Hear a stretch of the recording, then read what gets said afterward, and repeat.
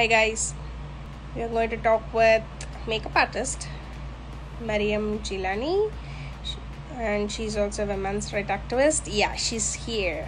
Great, we'll ask her to join. Request, she's gonna be here. Hi. Hi. So, how are you today? Um, Sorry, could you repeat that? Can you hear me? Oh, yes, I can. Am Okay, I good. not being clear? Sorry. Mhm. How are you today? I'm good. How are you? Good, thank you. And so, tell us a little about yourself. We'll begin there. So, a little bit about myself. So I'm Pakistani, and I was like born and raised in Karachi, in Pakistan. I'm 20 years old, and I'm Urdu speaking. So like I'm from an Urdu speaking family. A lot of people think that like if you're from the Sindh area, you have to be Sindhi, but there are a lot of like Urdu speaking Muhajirs there as well. So yeah, that's me. Awesome. So, where are you now? Right now I'm in England because I wanted to pursue higher education abroad, so I applied for a bachelor's here in England. So that's where I'm at right now.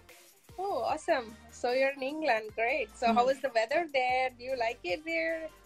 The weather is obviously it's gonna be very different from back home because Yeah. like back home, in South Asia we have so much like it's so hot back home, but here it's a lot colder. Even their summers are very cold, but I like it. It's pleasant.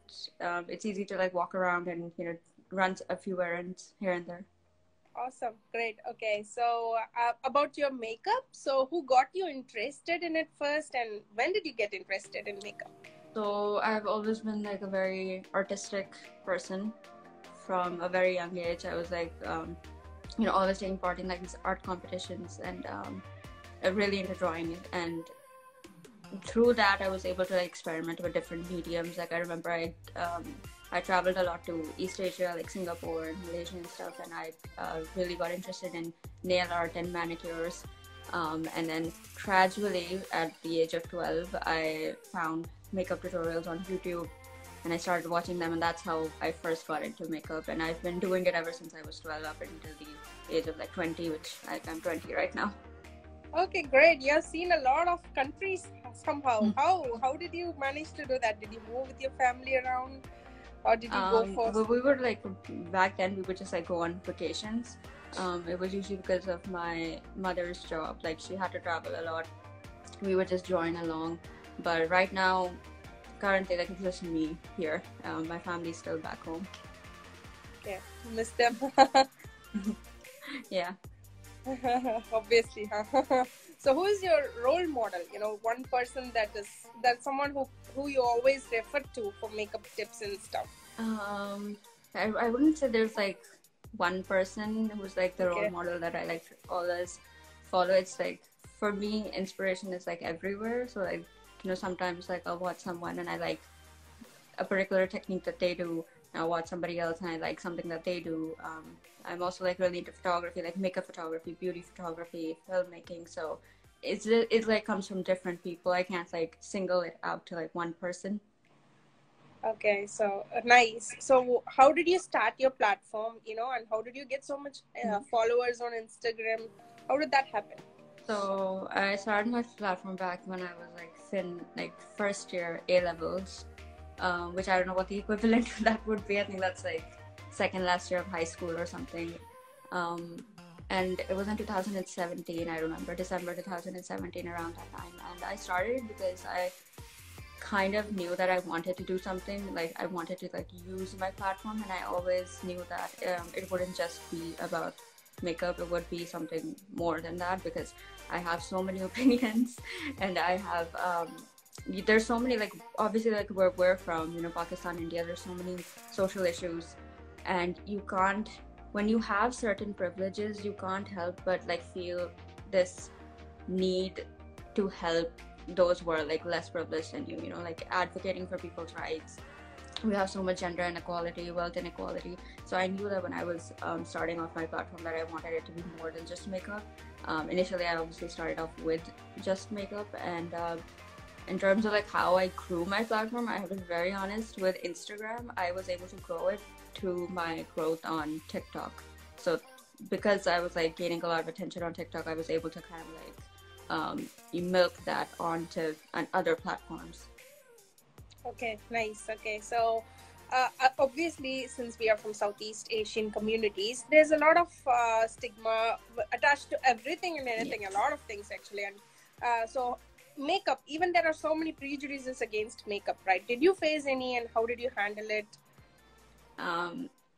That's actually such an interesting thing because ever since I was 12, I was never comfortable telling people that I like makeup or that I want a career in this field, because there is such a huge stigma. And I still remember, like, anytime I would have to like pick and choose who I can tell. I can't just like, you know, if somebody, like if I'm sitting in a room filled with South Asians and if someone asks me like, what do you want to do? When I was 12, I would not be easily able to say like, oh, I want to be a makeup artist, or I want to be like a beauty influencer or something like that. There was a lot of stigma in terms of how people view of the hierarchy that goes like you have to be a doctor, a lawyer, an engineer. Anything else is a disappointment. So there is a lot of classism and elitism, especially with me, because I was like a straight A student. I was really good in my academics and like my school.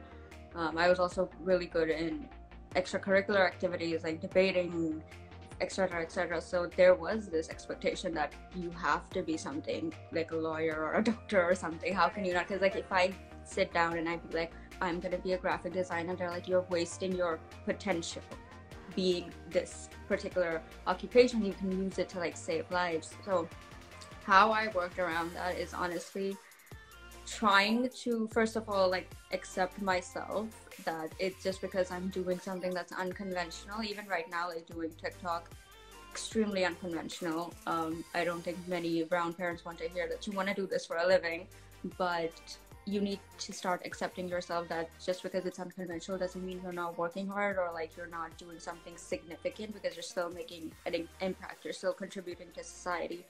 And then obviously trying to educate people around you and making them understand that you can't just, you know, discriminate against people because they're not what you want them to be. That's beautiful. Thank you. I mean, getting over all those prejudices and fighting for what you want, what makes you happy, and inherently what feels right for you, you know? Exactly. That's something that every one of us have to do. And thank you for being such a good inspiration for us all. You're welcome. I hope I am. You're following your heart. That's the best inspiration that can ever be out there. No. So, okay. So again, with your platform, we were talking about your platform. So, what are your future plans with what you're gonna do with that? You know, how you're gonna grow? I think I definitely wanted to. Obviously, like growth is. It is essential, especially if you want to monetize or if you want to do this full time. But in terms of like content and community, I think for me it was always like helping South Asian women, helping women of color to just recognize and realize their worth and their potential, and that they can think for themselves. So in terms of my platform, as whatever happens, you know, in the future as I progress, every opportunity I can get to be able to do that and to make a difference and an impact in other women's lives, I want to be that change for them. Okay, great, thank you. And so again, about I have read that there are so many brands, makeup brands, that doesn't even cater to women of certain tones. Yeah. You know, South Asian tones. They just keep it, I guess. Exactly. So what do you think about that? I think that when it comes to like diversity and inclusion in the makeup industry, traditional brands like, you know, you have Maybelline and L'Oreal. Traditional brands are like very major multinational companies, and they are mostly run by, you know, privileged like white people, men, and they're like in first world countries. They always have their headquarters in first world countries. For them, I feel like diversity was more of like a afterthought. Like it wasn't the first thing on their minds. It was more of like an afterthought, like, okay, we're gonna launch, you know, 50 Shades of Beige, and then we'll add darker skin tones later on when like everybody's complaining that we can't find our shade. Whereas when you see like brands like Fenty or even Huda Beauty, and towards more the indie side of makeup, where it's a lot like smaller scale, and it's more about community. It's more about you know, like one person starting a small company in their apartment. You have more of a human connection there. So when it comes to indie brands, I'm like, I have like, you know, not lower standards, but I'm a bit more lenient with them, because I know that they understand the importance of community. Most of them are being started out by women of color, the indie brands that we do have these days. Whereas when it comes to like the big multinational companies like L'Oreal, Maybelline, I know at this point that they're not thinking of me. Like, they're not thinking of me. They're not thinking of Black women in like their product development stages. We're more of like an afterthought, which is why they're going to be up for more scrutiny from my side and like from the consumers, obviously. And I think the one thing that we're like literally been screaming since day one is, if you just listen to us, you know, like listen to us, bring in people who look like us into your product development, and you will see how much we, you know, recognize that and we appreciate that. Exactly. Thank you so much. So which is your favorite brand? My favorite. Oh my god. Again, like, I think this also comes from like me being indecisive, but like I don't obviously have one. I really like Fenty. I really like Melt Cosmetics. I really like, what are ones? Makeup Geek. I really like Huda Beauty. And I'm trying to think of those, but like my mind is going blank right now. But yeah, it's like I definitely do steer a lot more towards indie brands, independent companies, and women of color owned brands. Yeah, we need to actually help them, you know, by supporting them. Only then, you know, it's a creative outlet. Why should makeup be something that should attract so much prejudices beyond me? It should be something of a creative outlet, and if it makes you feel good, you know, you should follow it. So how did you see any difference between how people view makeup from back home and here, between the two places? I mean, they're not just like with makeup, but with anything, honestly. When you like move an entire continent, there's gonna be so much difference, especially like between Europe and Asia. Like they're like worlds apart. You're gonna see a lot of differences, especially because this is a first world country, but not just in art, but in every single sphere of life, like anything, any topic that you can think of. But with art and makeup especially, there is not going to be the same stigmas here that exist. There's going to be more acceptance. It is considered, no matter what you do, is considered important here. Like, it's considered honest work. It's considered like, you know, you're part of something much bigger than that. You are contributing to society. With makeup especially, back home, there's just like, I feel like you would know, like, you know what people think. Like, if somebody wears red lipstick and they're not married, you get to hear like, oh, you can't wear red lipstick before marriage. It's like sending a wrong message or something. Why? Exactly. And like wearing, like, if you're like a girl and you're not into makeup, then it's a problem. But if you're a girl and you wear too much makeup, it's a problem. Exactly. So like, I'm not gonna say that stigmas don't exist here. They absolutely do, but it's not the way it is back home. It's not to the extent it is back home. Considerably much less stress, right? I don't know why do you think that is? That's because of a lack of education, obviously. Back home, there we don't have like the same infrastructure, we don't have the same resources. We have more of like this scarcity mentality, which is justified because, again, we have a scarcity of resources and we are more about like survival. So you have to get good grades because it's survival of the fittest. You have to like get the best job because it's survival of the fittest. People aren't gonna, you know, turn back and look at, oh, maybe we should help those people. It's like all centered about you. You can't trust other people. Whereas here, because they have so many facilities and like privileges, there's more like of that laid backness, I guess. Like it's a bit more calm because they don't have like that same pressure on them to survive. It's not dog eats dog world. And being, you know, about the laid back attitude, there is more acceptance in the Western world, right? There's more acceptance to whatever we do. They let you do things and they don't judge you easily. There is a huge difference, right? So why is that? There's a huge difference because I think back home we also have like a lot of cultural and like religious pressures. no matter what, like, you know, like you go to Africa, you go to India, you go to Pakistan, there's always going to be these very strong mindsets that stem from, exactly, from some ideology that may not even actually be that ideology, but it gets like misinterpreted, and it gets like, you add like 100 other things. And at the end of the day, the person at the top will always use that thing as a leverage to control other people. Right. So, for example, like if you don't want, you know, you don't want your woman to be independent, you don't want them working, you don't want them to be seen as equal. So you're going to start at the grassroots. You're going to be like, I'm not going to educate my daughter as much as my son because daughters are going to be married. I need to like save up for this girl's jahez instead. And you're really going to start using, and then you're going to start adding religion. So like in Pakistan, it'll be like, well, you know, Islam says that women are meant for like cooking and cleaning, which is not everything Islam says. That's like one aspect, and then even then you're like, that's not the only thing women are meant for. Women are like equal members of society, but you're gonna start justifying everything wrong you do using religion or like culture, some type of ideology, in order to maintain that control and that hierarchy of privilege. Right. I can see that you're so passionate about women's rights. Yeah. So when did that start? I mean, honestly, like, I honestly don't know where exactly it started. I think with me, I was always like a very empathetic person and a very intuitive person. So, not just with women, but with like any injustice, I'm able to sympathize. I think I just have empathy that like, this is not right. And at the end of the day, what is the root cause of the injustice? That I would like reflect upon that then.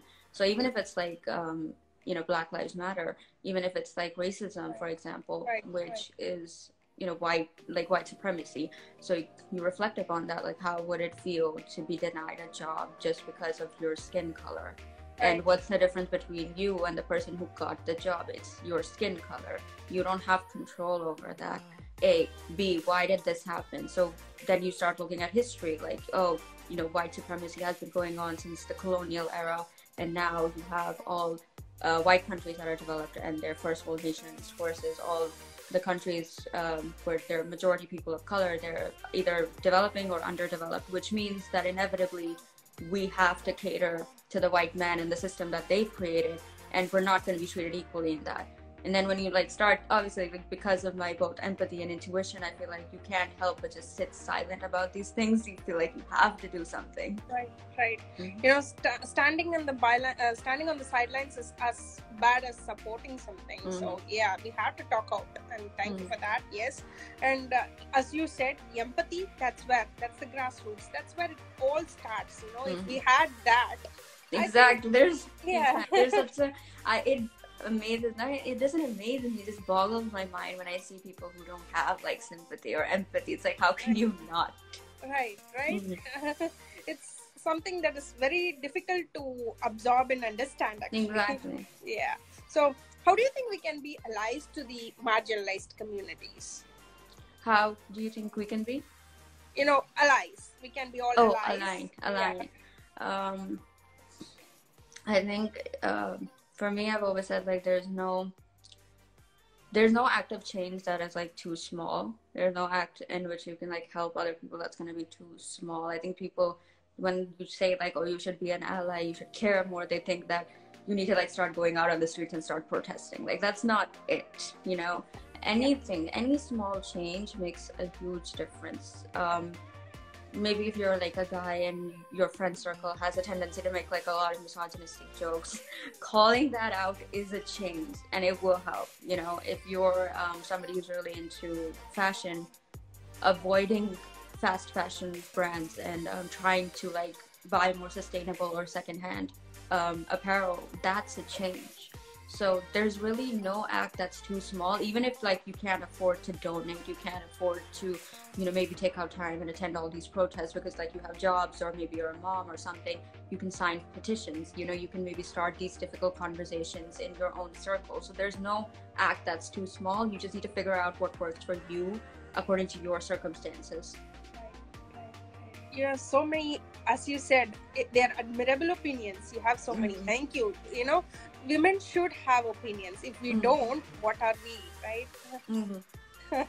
So, how did you see any difference in human rights or women's rights between where you're from and right now in London? You're in England, sorry. Yeah, right? Yeah.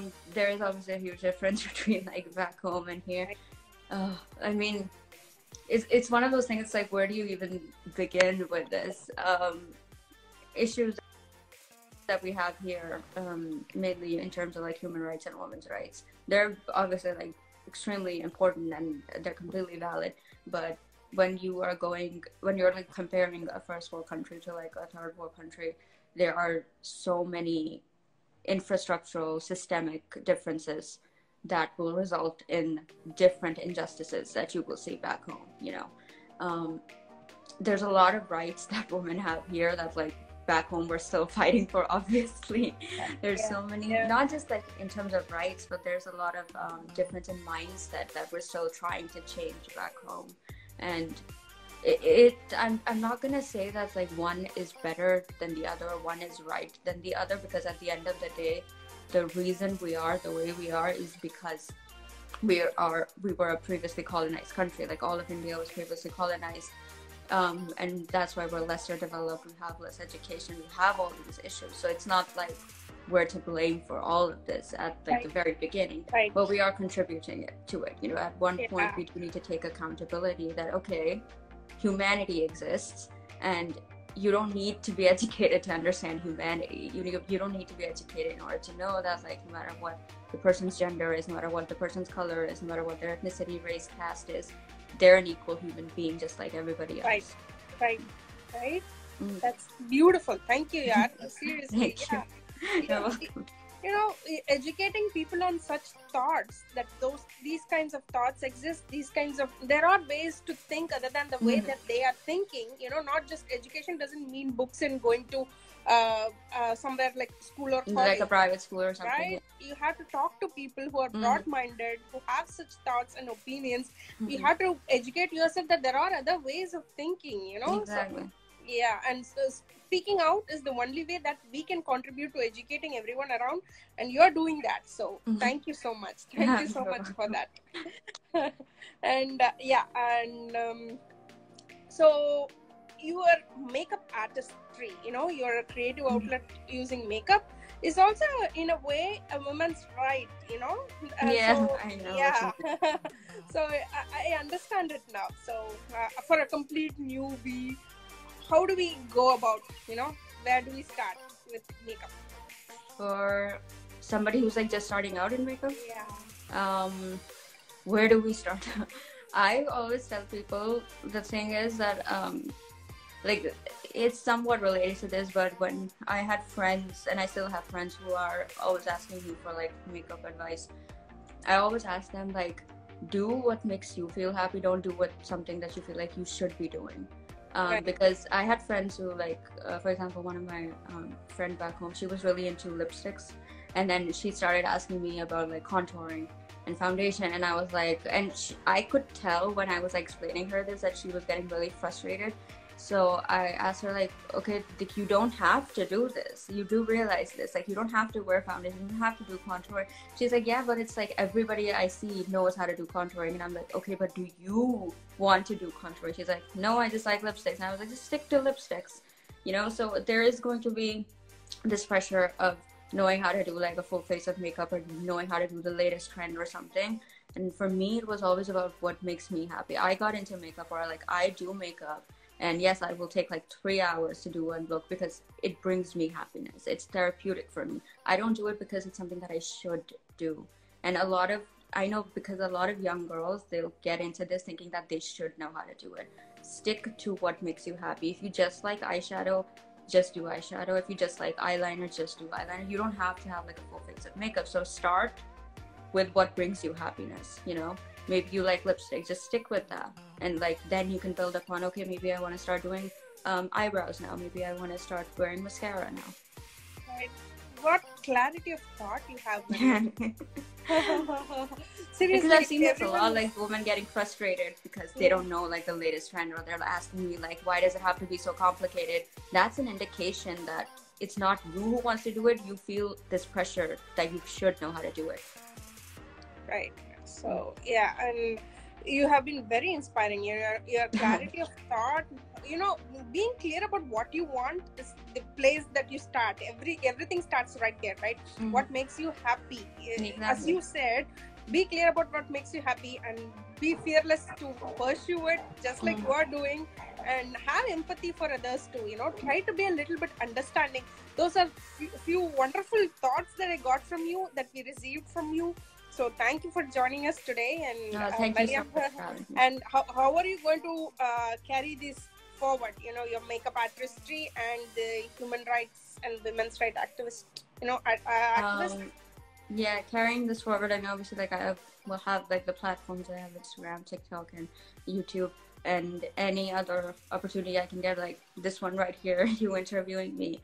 I thought was like a fantastic way to just talk about these things. So carrying forward, I'm just gonna keep doing what I am doing, and if anything bigger happens, then obviously I'll be there to avail that opportunity.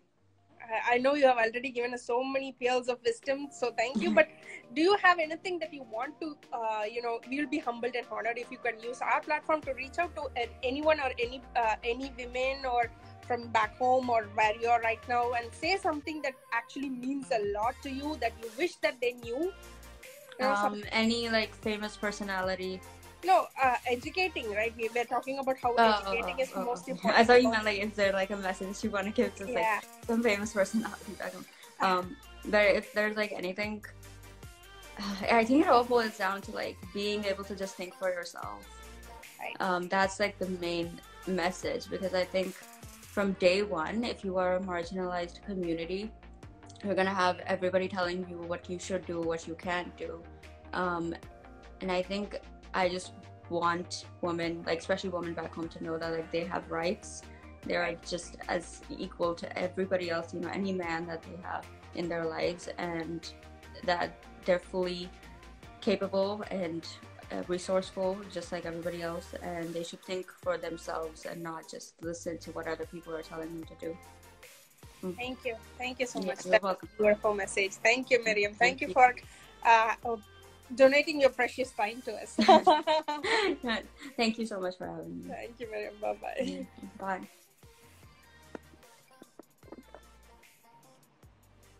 Bye, guys. So thank you to everyone who joined. So I hope all of you learned something about how creative outlets are the most important, and do whatever makes you happy. Makeup, being an activist, whichever. As Marium said, do what makes you happy, guys. Bye-bye.